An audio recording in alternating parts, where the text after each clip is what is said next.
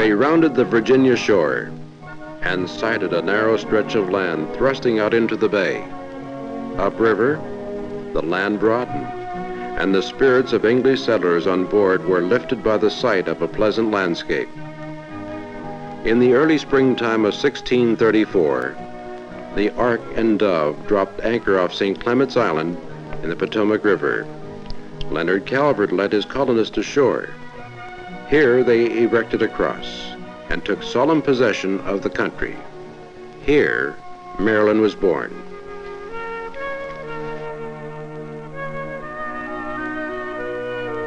After negotiations with the Indians, a site downriver was selected for the first settlement. It was named St. Mary's City, and until 1695, it served as the capital of the Maryland colony.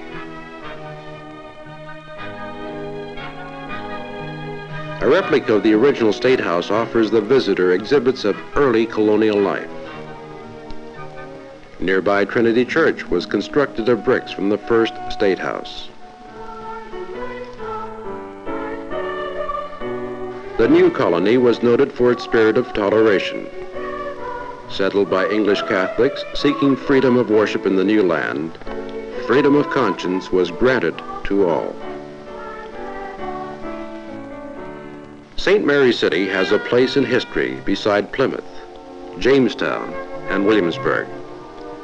The contours of the old colony are being revealed by archaeological research, and a program of preservation and development by the St. Mary's City Commission is underway. At the county seat in Leonardtown, the old and the new are carefully blended.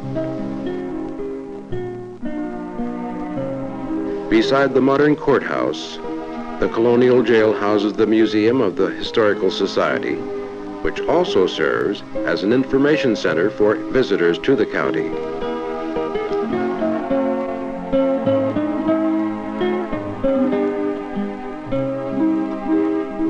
The library is housed in Tudor Hall, which once belonged to the Francis Scott Key family. History survives in many old plantation homes, such as Sotterley, Bachelor's Hope, and Mulberry Fields, where the tradition of growing fine tobacco was established.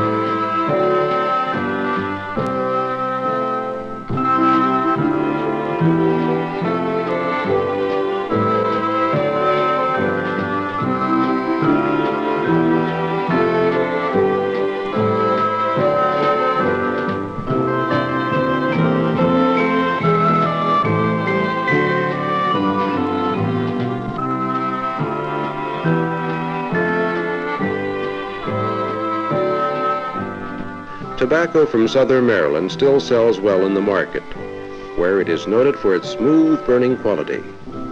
Every major cigarette manufacturer in the country uses it to improve their blend.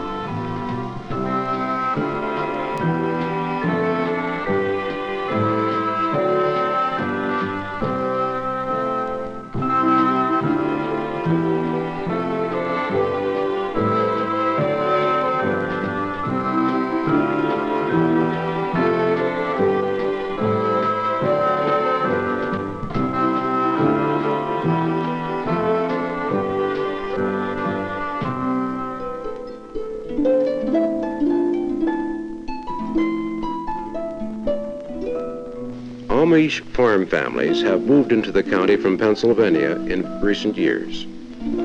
They sell a variety of products at their market in Charlotte Hall.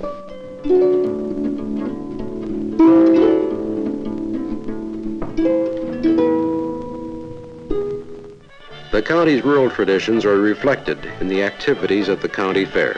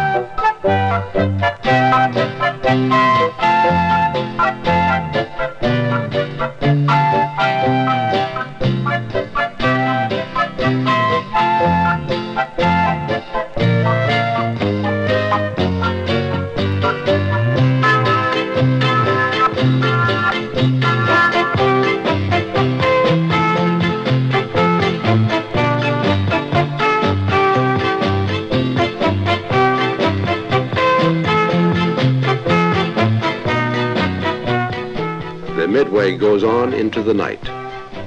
But 4-H boys bed down early to be ready for tomorrow's competition in the show ring.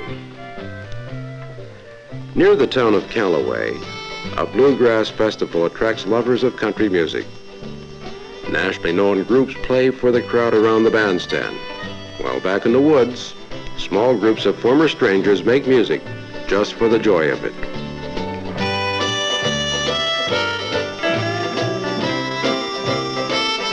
"425 miles of shoreline provides an endless variety of water-related sports and activity.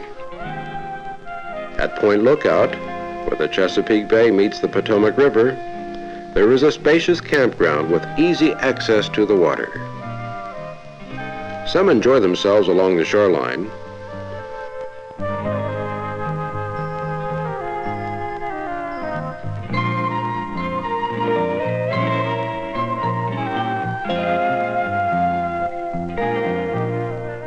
Others prefer to slip a boat into the water, or to take a big boat out into the bay for a day of fishing.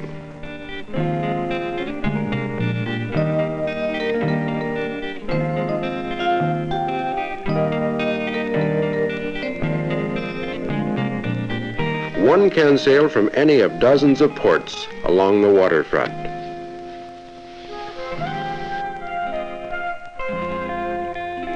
The shore area of the county is a major nesting place for ducks and geese.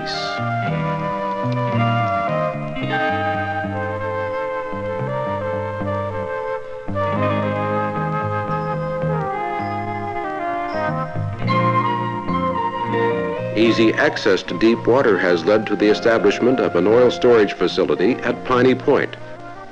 And of course, there is the seafood industry.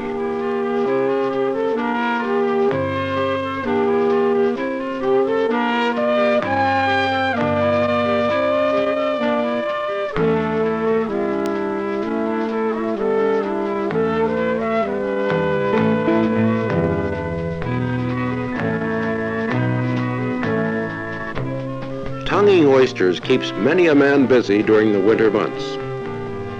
Even a little boy gives it a try.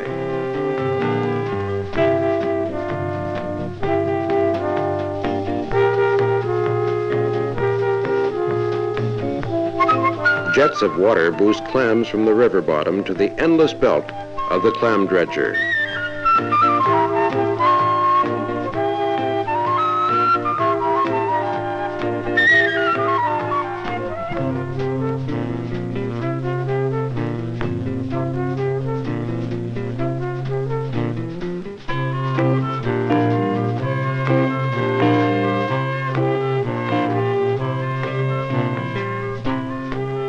Throughout the summer, crabs are harvested in great numbers.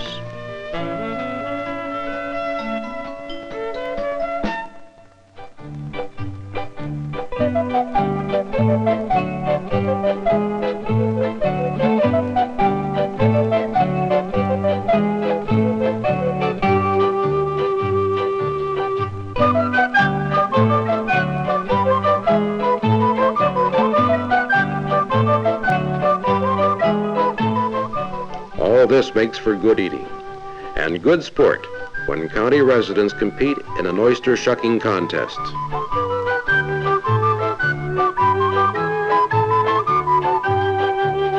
Private educational institutions in the county include St. Mary's College, which offers a 4-year liberal arts program. There are two military academies, Charlotte Hall and Leonard Hall.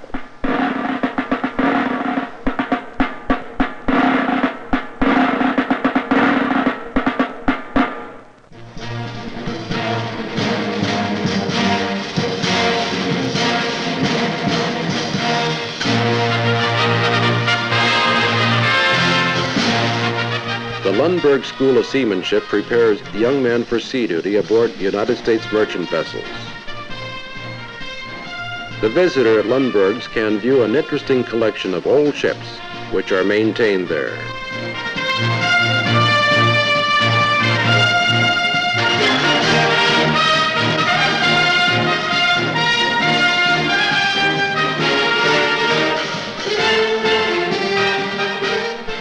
There is a lot of action in the air over Lexington Park, where new aircraft equipment is tested by the Navy.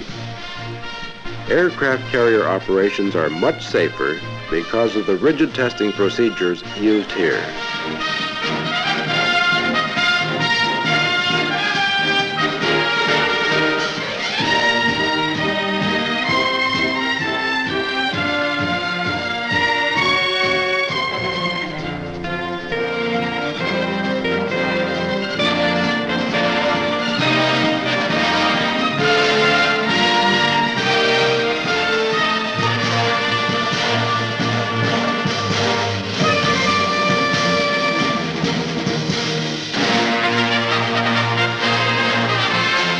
The contemporary architecture of the Catholic Church in Lexington Park offers an interesting contrast to the many old churchyards throughout the county where colonial fathers sleep and forget-me-nots grow in profusion in the early summer.